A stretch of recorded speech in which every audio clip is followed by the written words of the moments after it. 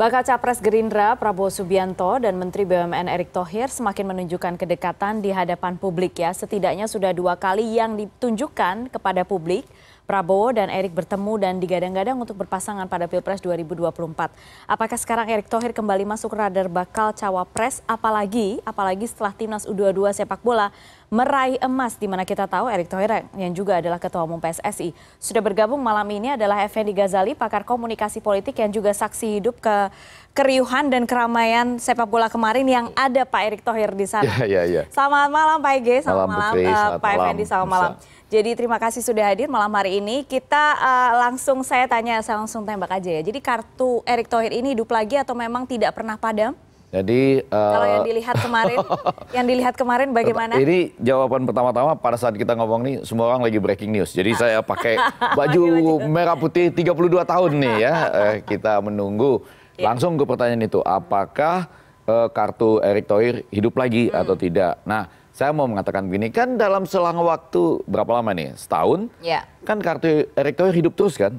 Naik turun, floating naik aja, turun, ya, naik turun gitu. Nah, tentu muncul pertanyaannya dua. Apakah sepak bola kemarin itu langsung misalnya kalau di lembaga survei tertentu sedang kalah menjadi lebih naik lagi gitu ya.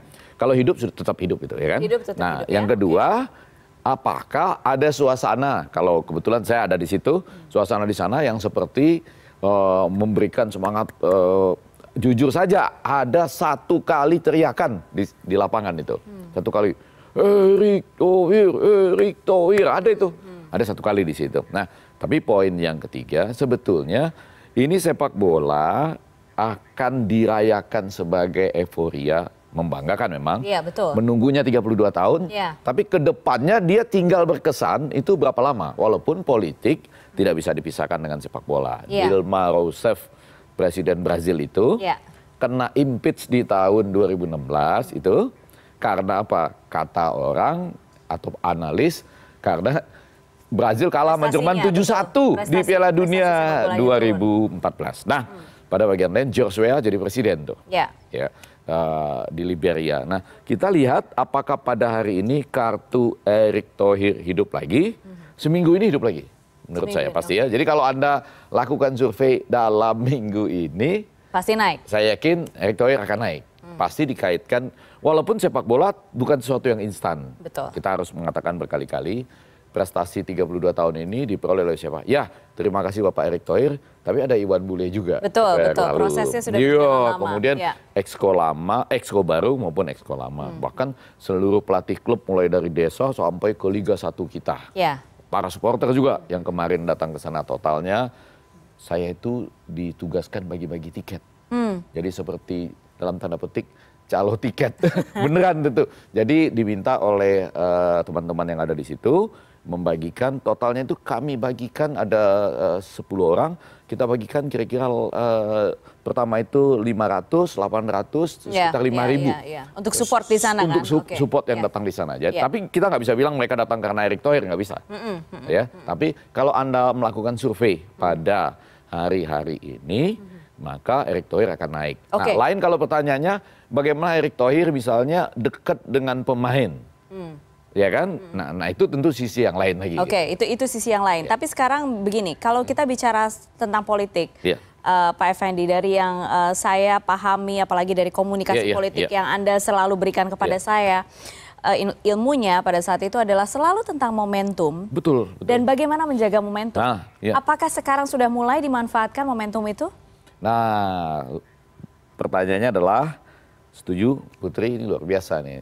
Dia jauh lebih hebat dari ketika kita belajar. Jadi momentum itu membuat berbagai macam hal. Misalnya ya, kenapa Ganjar tiba-tiba ditetapkan dengan sangat cepat dengan berbagai alasan yang baik oleh Ibu Ketua Umum, Ibu Megawati 21 April? Karena bola. Pelan-pelan, lihat ya. Orang bilang, ini kita tidak jadi menyelenggarakan Piala Dunia gara-gara Ganjar. Kan momentum tuh. Ada tuduhan serangan ke Ganjar, pribadi, istri, anak, bahkan kepada PDI Perjuangan. Tapi bagi Ibu Megawati, itu ujian bagi Ganjar. Lihat momentumnya ya. Bahwa Anda sebagai, mereka nyebutnya petugas. Petugas partai. Kalau saya nyebutnya kader partai lah gitu ya. Diuji. Anda secara ideologi setuju nggak nih bahwa menurut ajaran Bung Karno gitu ya, kita sampai saat ini menurut mereka bacanya kan kita nggak bisa bilang. Kita harus tanya Bung Karno dong. Kalau dia hidup pada saat ini, nolak Israel apa enggak bertanding di Piala Dunia gitu ya. Menurut mereka masih menolak Israel dan perilaku-perilakunya dalam konteks konstitusi kita.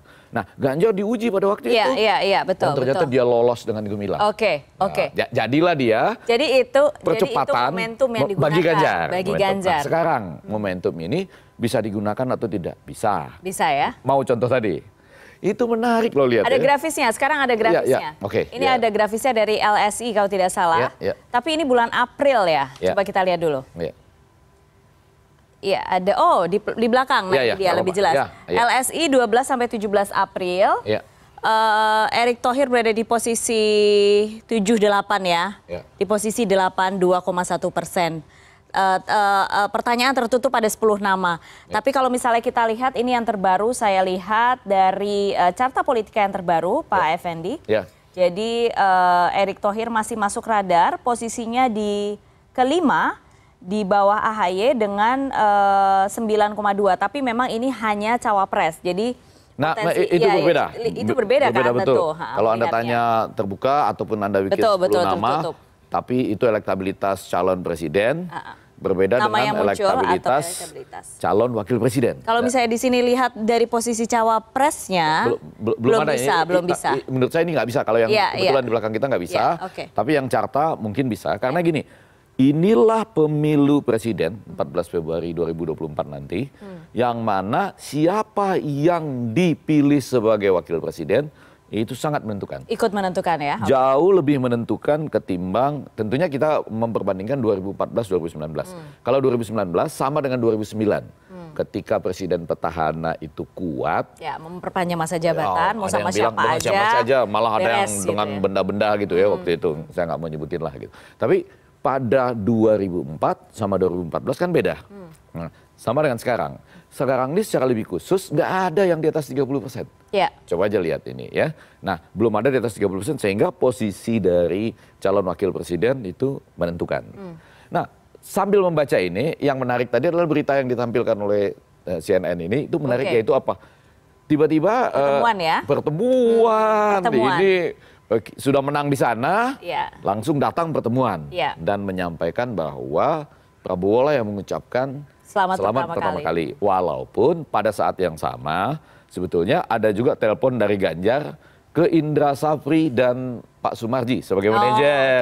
Ngucapin, Bapak maju terus Pak, ini jangan kalah ya. Baru kami terima. Iya betul. Ada di media sosial. Jadi Ganjar menelpon secara khusus Indra Safri dan Pak Sumarji sebagai manajer sebelum pertandingan semifinal yang melawan Vietnam dan kemudian finalnya itu kan ke Thailand. Dia mengucapkan, Pak, ini kita harus menang. Saya nggak bisa ke sana karena nanti dianggap ngacir atau gitu ya. Nah, maksud saya ini kan ada dua momen yang berbeda. Yang satu menelpon dan tentu boleh kan siapa saja dong. Coach Indra waktu itu cerita, saya bilang siapa saja nelpon boleh. Prabowo nelpon, ayo Anies telepon. Ya kan mengucapin selamat mendukung. Tapi kalau yang ini agak banyak artinya. Gambarnya sedang dimunculkan ini ya. Yang menyampaikan Erick Thohir sendiri bahwa Prabowo yang ngucapin pertama kali. Dan ditambah lagi dengan ada pertemuan yang panjang ini ya. Diterima di Kementerian Pertahanan. Dan saya tuh agak berkali-kali bilang di acara teman-teman ini. Yang di rooftop itu, yang malam-malam itu.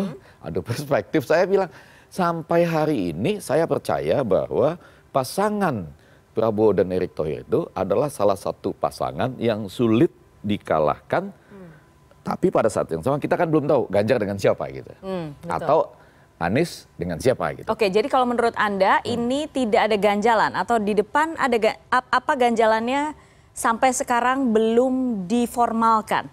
Nah, ada partai pendukung misalnya.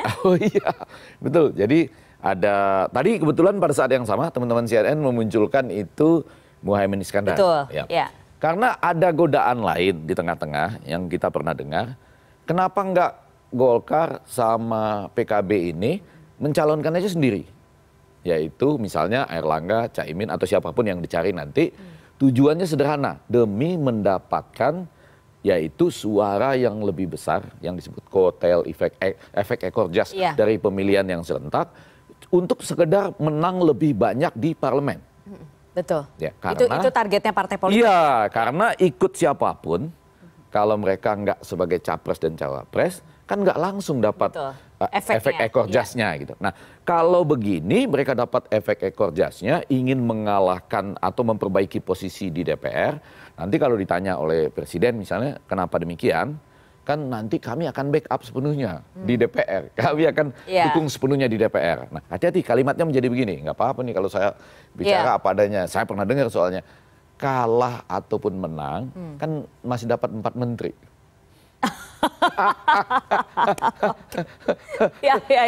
Jadi, nanti kita ikut yang menang saja. Tapi dengan mencalonkan siapalah sebagai presiden dan wakil presiden, maka itu berarti kita mengamankan efek ekor jas tadi untuk jumlah kursi di parlemen. Harus lebih baik. Karena selama ini kan sebetulnya kalah di jumlah suara tapi menang di jumlah kursi kan. Golkar itu dibandingkan Gerindra misalnya. Jadi menurut Anda itu salah satu ganjalan terbesar mungkin sampai sekarang kalau misalnya dikatakan. Tapi itu ada jalan keluarnya tapi. Apa jalan? Jalan keluarnya ini coba sama-sama kita lihat ya. Ini tadi yang salah CNN nih karena udah muter pertemuan itu dalam jangka panjang. Saya agak sedikit umok. Itu Gerindra dengan PAN saja cukup. Dan kita tahu Pak Erick Thohir kemana-mana agak banyak didukung oleh PAN. Betul ya? Jadi kalau misalnya nanti dibuat keputusan bahwa PKB misalnya dengan Golkar saja, hari ini kan kita terpaksa bermisal-misal. Misal-misal, betul. Belum ada yang langsung deklarasi begitu, bahkan Ganjar pun belum memilih wakil gitu. Nah, maka Prabowo Erick Thohir ini akan terjadi. Dan ini adalah sesuatu yang menurut saya sampai hari ini karena Ganjar belum menunjukkan siapa pasangannya, Anies juga belum menunjukkan siapa pasangannya. Anies masih ditambah satu lagi. Saya nggak tahu ya dengan perkembangan ada soal Menkominfo dan lain-lain. Mereka apakah akan lebih kuat menyerukan perubahannya apa gitu?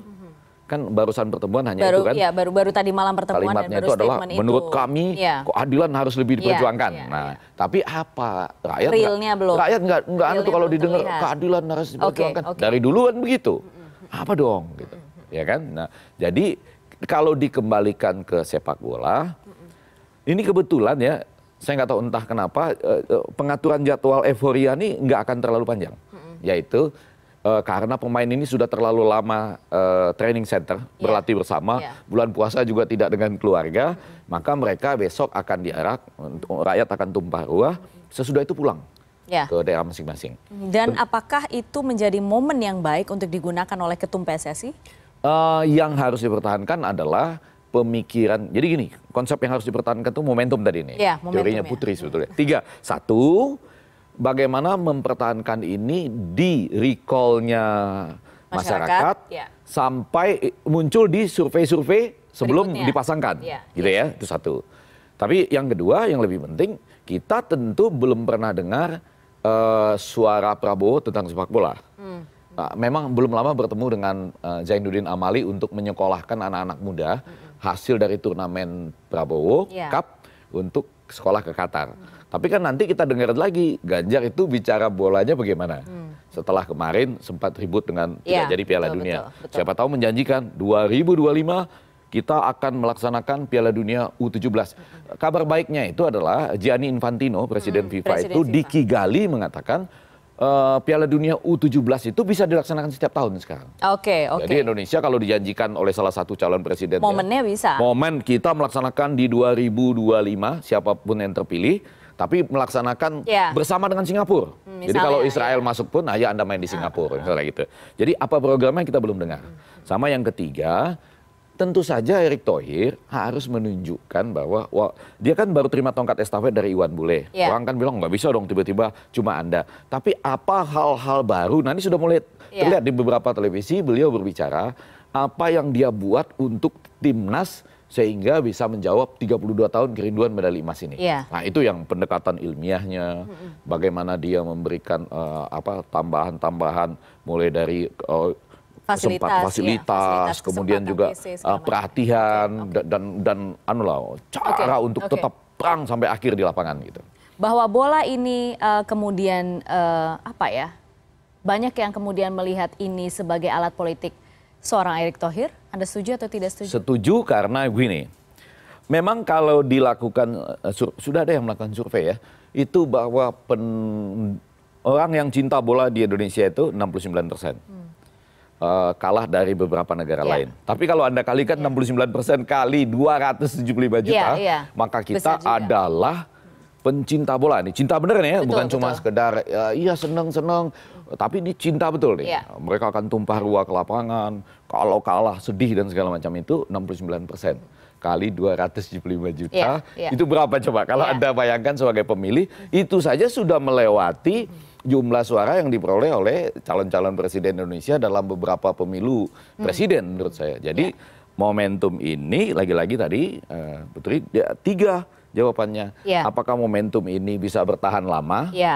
Padahal biasanya euforia itu seminggu. Jangan lupa nanti ada Asian Games September, lalu ada Piala Asia Qatar.